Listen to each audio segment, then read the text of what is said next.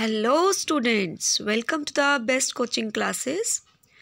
Last class में हमने chapter cost accounting का स्टार्ट किया था, that is nature and scope of cost accounting. आज हम उसका सेकंड पार्ट लेकर आए हैं। लास्ट क्लास में हम ये भी डिस्कस कर चुके थे कि व्हाट इज़ कॉस्ट अकाउंटिंग, जिसमें मैंने आपको बताया था कि आपको कॉस्ट अकाउंटिंग के अंदर पर यूनिट कॉस्ट और टोटल यूनिट कॉस्ट पता चल जाती है। आज हम करेंगे about the costing system. What is ideal costing system? किसी भी बिजनेस में या किसी भी कंपनी में कोई रेडीमेड सिस्टम कॉस्ट अकाउंटिंग का नहीं होता कि जो लाया और इंस्टॉल कर दिया। हर ऑर्गेनाइजेशन को अपने साइज, नेचर, स्ट्रक्चर, रिक्वायरमेंट्स के अकॉर्डिंग अपना एक आइडियल कॉस्टिंग सिस्टम इंस्टॉल करना पड़ता है, डेवलप करना पड़ता है। इंस्टॉलेशन से पहले सबसे पहले ये ज़रूरी होता है कि आइडिया लगाया जाए कि आपका कॉस्टिंग सिस्टम जब आप डेवलप करेंगे, इंस्टॉल करेंगे, तो आपको कितना खर्चा आएगा, कितनी कॉस्ट आएगी और ये आपके बिज़नेस के लिए बेनिफिशियल होगा या नहीं होगा। It depends on the size, nature, structure, requirements of the business, because business पे ही डिपेंड करेगा कि उन्हें कॉस्टिंग सिस्टम की रिक्वायरमेंट है या नहीं है। हम पढ़ रहे हैं characteristics of the cost accounting system. First one is simplicity. आपका कॉस्ट अकाउंटिंग सिस्टम जो भी आप इंस्टॉल करेंगे वो इतना इजी और इतना सिंपल होना चाहिए कि आपको इजीली अंडरस्टैंडेबल हो कि आप अपने बिजनेस में किस हिसाब से अपना सिस्टम मेंटेन करने जा रहे हैं। Next, suitable to the business. System जो है should be suitable to the nature, size and requirement of the business. Any system which supplies timely information required for decision making is a good system for costing. अगर आपका system आपको timely information provide कर रहा है तो वो आपके decision making में हेल्प करेगा। ऐसा ही बिजनेस में आपको सिस्टम तैयार करना है, ऐसा ही सिस्टम डेवलप करना है जो आपके बिजनेस को सूट करे। Next, economical. अपने बिजनेस में सिस्टम जो आप इंस्टॉल कर रहे हैं वो इकोनॉमिकल होना चाहिए, मीन्स ज़्यादा खर्चा ना आए। Next, flexibility. According to time changing business में इजीली आप चेंजेस को अडाप्ट कर पाएँ, ऐसा होना चाहिए। मतलब बिजनेस का कॉस्टिंग सिस्टम फ्लेक्सिबल होना चाहिए, किसी भी टाइम पे कुछ भी चेंजेस की रिक्वायरमेंट हो तो थोड़े बहुत चेंजेस किए जा सकें। Next is comparability. Costing system should be comparable to the present cost data to the compared with the cost data of previous period. Means कि आपका सिस्टम ऐसा होना चाहिए, मतलब कह सकते हो कंसिस्टेंसी होनी चाहिए, सेम नेचर का होना चाहिए लास्ट टाइम जो आपने इंस्टॉल किया था और अब, ताकि इन दोनों में कंपैरिजन इजी हो और कंपैरिजन से आप कुछ पता कर पाएँ कि आप बेनिफिशियल रह रहे हैं आगे लास्ट टाइम के कंपैरिजन या डाउन जा रहे हैं। Next, minimum official cost. Costing system आप जब इंस्टॉल करें तो आप ट्राई करें कि आपका खर्चा जो है वो कम आए। Next, uniformity of the forms of costing system. मैंने अभी आपको बताया कंसिस्टेंसी होनी चाहिए, सेम नेचर होना चाहिए, मतलब यूनिफॉर्म नेचर का होना चाहिए। बार बार आप सिस्टम में चेंजेस ना लाएं ताकि कंपैरिजन जो है वो मुश्किल ना हो जाए, कंपैरिजन ईजी रहे, इसलिए यूनिफॉर्मिटी होनी चाहिए, ज़्यादा चेंजेस ना लाए जाएँ। Next, efficient control on the material and labour. आपके बिजनेस में लास्ट टाइम आपको मैंने बताया कि जो कॉस्ट होता है वो कॉस्ट शीट में आपको आगे फर्दर पता चलेगा कि मटेरियल कॉस्ट और लेबर कॉस्ट कितना इफेक्ट डालती है। तो आपका सिस्टम ऐसा होना चाहिए जो इनकी कॉस्ट को कंट्रोल कर सके और एफिशिएंट तरीके से बिजनेस में रन कर सके मटेरियल और लेबर को। Next, efficient control on the material and labour. Sorry, again आ गया ये point. Now come to the next point. Next topic is steps of installation of the costing system. हमारा costing system install करने के क्या क्या steps होते हैं। Very first, objective and expectations from the costing system should be defined. सबसे पहले कोई भी सिस्टम इंस्टॉल करने से पहले आपका ऑब्जेक्टिव क्लियर होना चाहिए कि what you expect from this system जो आप इंस्टॉल करना चाह रहे हैं। सो आपका ऑब्जेक्टिव क्लियर होना चाहिए, आपके एक्सपेक्टेशंस क्लियर होनी चाहिए, पहले से डिफाइंड होनी चाहिए। Next, studying the structure of the organisation. आपको अपना एग्जिस्टिंग स्ट्रक्चर जो ऑलरेडी चल रहा है वो पता होना चाहिए। आपको ये पता होना चाहिए किसके पास कौन सी पावर्स हैं, delegation, responsibility system, communication system, अपने बिजनेस का सारा पता होना चाहिए जो एग्जिस्टिंग स्ट्रक्चर चल रहा है। उसके अकॉर्डिंग आप कोस्ट सिस्टम को वहाँ पर इंस्टॉल कर पाएंगे। Next, nature of the business to be studied.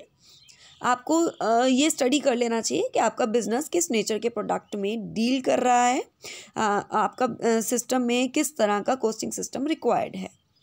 Technically आपके प्रोडक्ट्स, मटेरियल और मेथड कौन सा यूज़ किया जाता है आपके बिजनेस में, ये आपको पहले सारा थोरोली स्टडी कर लेना चाहिए।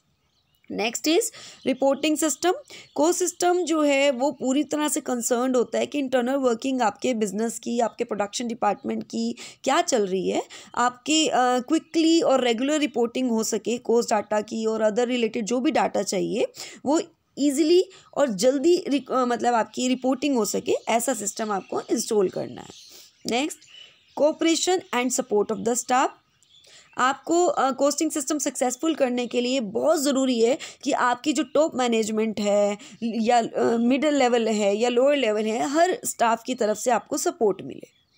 Next, determination of the cost rates. आपको आइडिया लगा लेना चाहिए, डिटरमाइन कर लेना चाहिए कि आपके कोस्ट रेट्स क्या रहेंगे according to the classification of the expenses like direct, indirect, fixed, variable, factory, administrative, selling.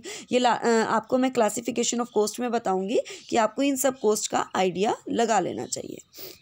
Next one is organising the cost office. The cost office जो है is headed by the cost accountant supported by various other staff like technical और non technical. आपके business में technical staff भी होता है और non technical भी होता है, depends on the nature, size, product, capacity और turnover of the organisation. So cost office जो है वो आपका मतलब एक तरह से better to be situated near the manufacturing department. हमेशा कोस्ट ऑफिस को मैन्युफैक्चरिंग डिपार्टमेंट के नियर आप जो है अपना सिचुएट करें, ठीक है, ताकि आपके कोस्ट डिपार्टमेंट को इजीली सारे कोस्ट का पता चलता रहे और इजीली उनके सामने इंफॉर्मेशन प्रेजेंट की जा सके ताकि वो फर्दर कोस्ट को कंट्रोल करने के नए टू नए डिसीजन ले सकें। Next, relating to the cost office with other departments. Cost department का रिलेशन बिजनेस में हर डिपार्टमेंट के साथ होता है, like production, personnel, sales, research, marketing, सब डिपार्टमेंट्स के साथ, बिकॉज कोस्ट का आइडिया हमें हर डिपार्टमेंट के लिए रिक्वायर्ड होता है। सो इनका रिलेशन हर डिपार्टमेंट के साथ अच्छा होना चाहिए, प्लस आपके हर डिपार्टमेंट वाले इनसे को रिलेट करके चलें ताकि आपके जो हर डिपार्टमेंट इनके आगे कोस्ट प्रेजेंट करें कि हमारा लॉन्ग टर्म रिक्वायरमेंट इतनी है, शॉर्ट टर्म रिक्वायरमेंट इतनी है, ताकि अपना बेस्ट से बेस्ट कोस्ट का आइडिया लगाएं, मैनेजरल डिसीजन मेकिंग में हेल्प करें और आपको आपकी कोस्ट को कंट्रोल करने के बेस्ट से बेस्ट मेथड आपको बता सकें। Now come to the next topic, that is difficulties in the installing a cost system. क्या क्या डिफ़िकल्टीज़ आती हैं, प्रैक्टिकल डिफ़िकल्टीज़ क्या क्या आती हैं जब आपका कोस्ट सिस्टम आपका इंस्टॉल किया जाता है।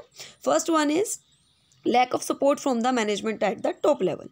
आपके बिजनेस में टॉप लेवल मैनेजमेंट से ही सपोर्ट की कमी होती है, मतलब कहने का कि जो एग्जिस्टिंग स्टाफ है वो चेंजेस को ज़्यादा जल्दी ऑप्ट नहीं कर पाता, वो अपना एक कह सकते हो कि सपोर्ट नहीं दिखाता कि हाँ इंस्टॉल किया जाए।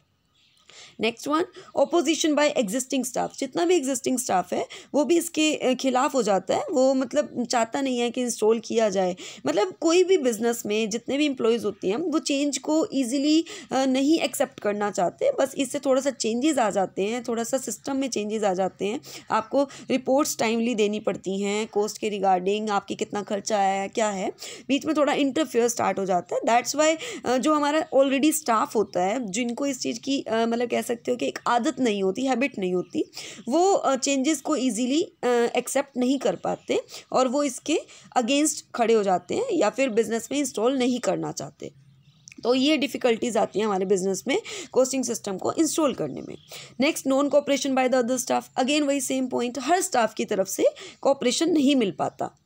Next, shortage of the trained staff. अब ट्रेन्ड स्टाफ की भी कमी होती है जो एक बेस्ट कॉस्टिंग सिस्टम को हमारे बिजनेस में इंस्टॉल कर सके। नेक्स्ट, कॉस्टिंग में ऑब्वियसली एक कॉस्ट आती है, हैवी कॉस्ट आती है, तो ये भी एक कारण रहता है हमारे बेटर सिस्टम को इंस्टॉल करने में।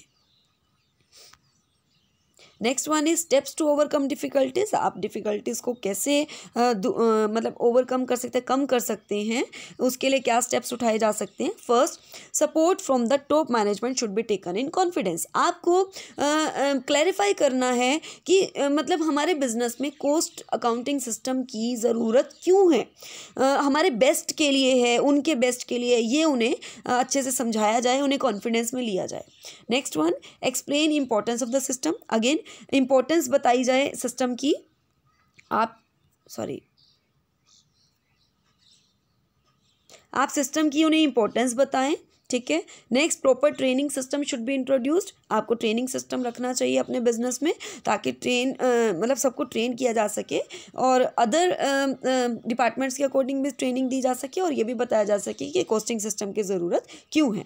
Next, system should be introduced according to the specific and specialised requirement of the business. ये मैं आपको बहुत पहले बता दिया, स्टार्टिंग में ही बताया कि रिक्वायरमेंट्स के अकॉर्डिंग ही हम अपने बिजनेस में डिफरेंट डिपार्टमेंट्स या डिफरेंट सिस्टम को डेवलप करते हैं या फिर इंस्टॉल करते हैं। तो इन्हें बताया जाए कि आपकी बिजनेस की रिक्वायरमेंट्स के अकॉर्डिंग कॉस्टिंग सिस्टम की रिक्वायरमेंट है। Next, analysis of cost. आप कॉस्ट को एनालाइज पहले से ही कर लें।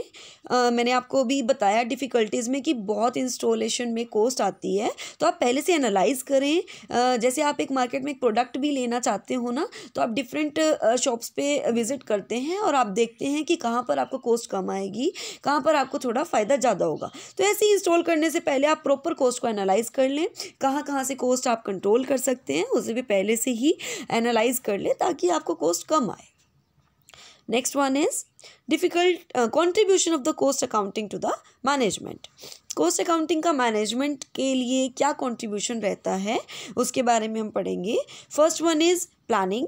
ऑब्वियसली मैनेजमेंट का ये एक फंक्शन है, planning, organising, staffing, directing, controlling, ये सब मैनेजमेंट के फंक्शंस हैं। और कॉस्ट अकाउंटिंग का मैनेजमेंट के लिए यही कंट्रीब्यूशन है कि कॉस्ट अकाउंटिंग उन्हें प्लान करने में हेल्प करती है, डिसीजन मेकिंग में हेल्प करती है, बिकॉज आपके आगे बहुत सारा डाटा प्रेजेंट कर देती है रिगार्डिंग कॉस्ट, कैसे कंट्रोल किया जाएगा, क्या खर्चा आया, कहाँ एक्स्ट्रा कॉस्ट आ गई, किस वजह से आई, सारी ये रिपोर्ट आपके आगे आ जाएगी और आप इजीली डिसीजन ले पाएंगे, प्लान कर पाएंगे, ऑर्गेनाइज कर पाएंगे, अपने सारे फंक्शंस को स्मूथली रन कर पाएंगे एज अ मैनेजर।